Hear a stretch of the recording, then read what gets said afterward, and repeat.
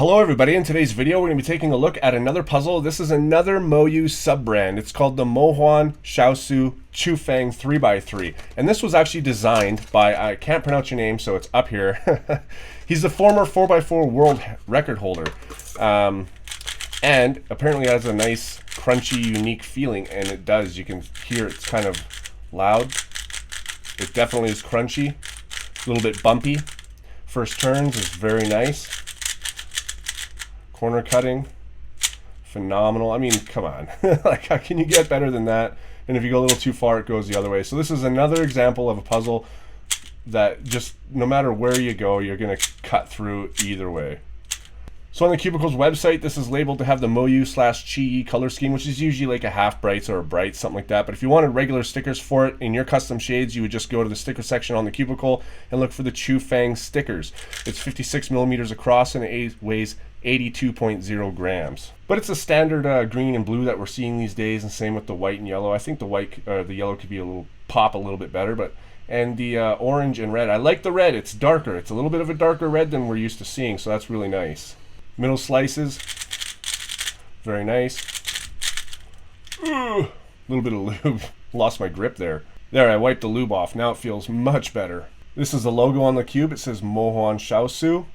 But yes, it is definitely a bit of a crunchier cube, but it's still got the smoothness of any cube that's not crunchy. And that's something that's a little bit unique to this one, I find, because usually ones that are a bit bumpy feeling and crunchy feeling, they're not quite as smooth when you turn the layers as a lot of other puzzles. And this one has best of the both worlds. So if you like a bumpy cube, you're definitely going to like this. If you like a smooth cube, you're definitely going to like this one.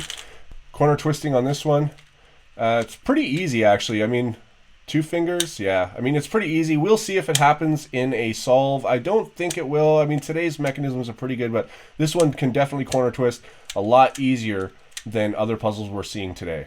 But so far, for a $12 cube, it's quite good. So I'm excited to get some solves on it and see what kind of times I can get. So anyways, guys, let's take a look at these pieces.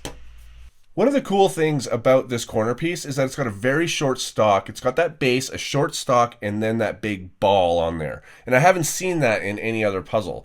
At least I can't recall it being in any other puzzle. Correct me in the comment section below if I am wrong on that. But yeah, one of the cool things about doing these type of shots is I get to take them apart and look at the mechanisms and show you guys and share that with you guys as well.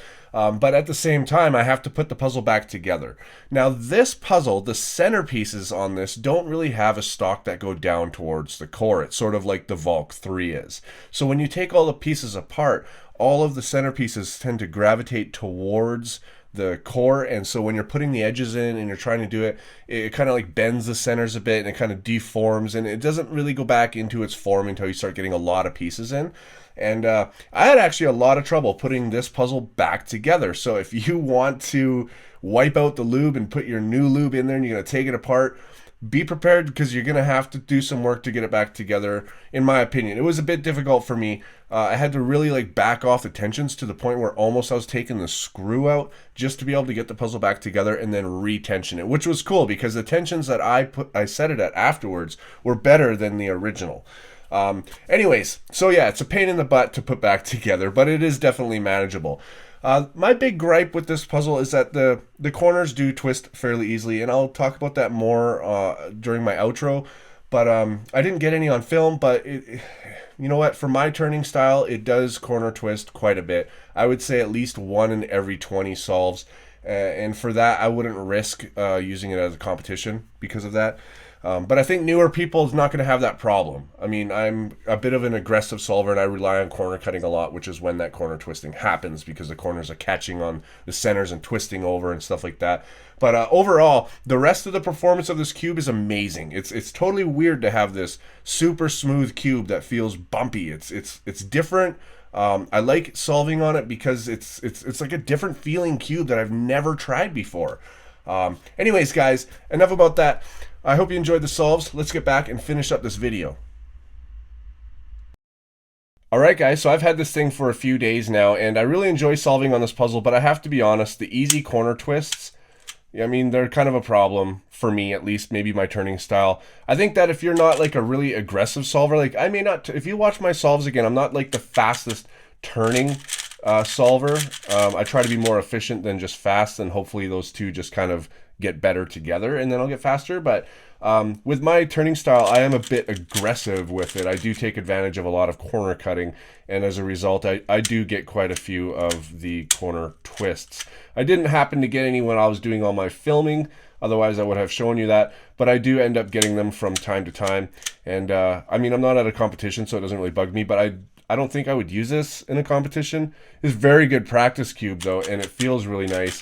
It's not too loud. It's pretty loud compared to some other puzzles, but it's not too loud. Like I said, you know, it's bumpy, but it's also very, very smooth at the same time. So it's definitely a very enjoyable puzzle to use.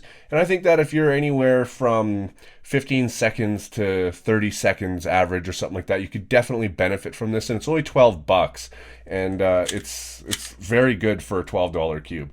Anyways, guys, if you'd like to get this puzzle based on this review, you can go ahead and click the link at the top of the description. Thanks for the Cubicle for sending this to me to check out. Thanks for watching, guys, and I will see you on my next video.